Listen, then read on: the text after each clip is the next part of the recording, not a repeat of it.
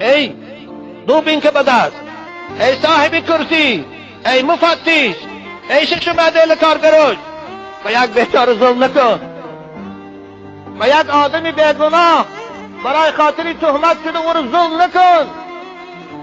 امروز که تو قدرت داری، این که تو منصب داری، امروز که تو کرسی داری، فالظلم ترجع عقباه الی الندم، ظلم آخرش پشیمانی میبیارد، ظلم آخرش خانه خرابی میبیارد.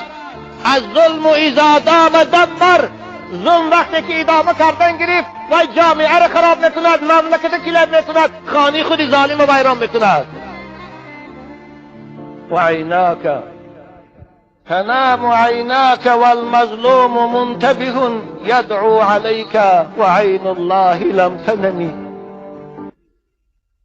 تنام عیناک، تو ای ظالم او بیچاره رو میزنی با دمکه بالغت، خونشار میکنی، بیهوش میکنی، در کمره میپرتایی، خانت میری، در بالای دیوان خواب میری.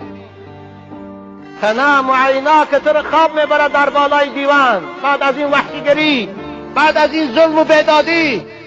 والمظلوم منتبه، او بیچاره نالش میکند، دعا میکند، یدعو علیک و عین الله لم تنمی، او در حق تو دعایی بد میکند، اما چشمی هست که او رو دیدی ایستاده است، چشمی هست که او رو میبیند، چشمی هست که کمره که او رو پوشان داشته نمیتواند.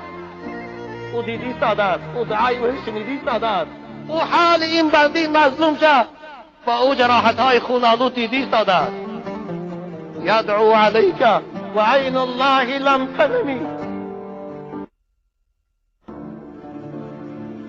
پروردگار چی میگفت؟ فعزتی و جلالی یا مظلوم لانصرنک ولو بعد حین.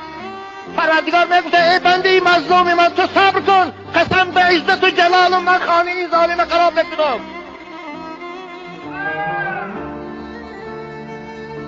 حذر کن ز دودی درونهای ریش، حذر کن ز دودی درونهای ریش، که آه جهان به هم برزنه. احتیاط کن ای ظالم، ای بیرحم، باید مانند تو انسان است. وقتی که بادم که او بیگناه میزنی با چطور با شفاتی، تصور که خود در جای او باش.